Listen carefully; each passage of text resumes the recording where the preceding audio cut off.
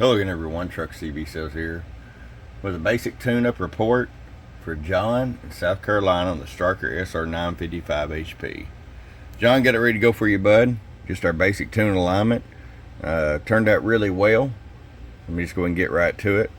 I'll start with the RF power all the way down. 50 watt slug.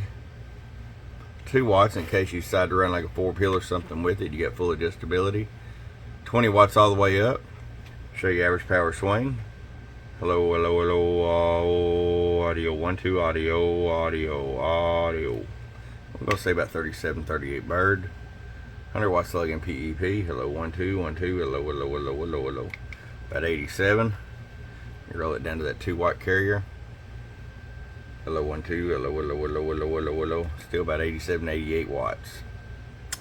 Alright, my friend, we're going to get it out to you. This is the Stryker 955 version 2 out there. I've got a couple before and after videos too, so you can see that there really is some power to be unlocked inside here. From your friend Truck at truckcvsales.com. Boom, boom.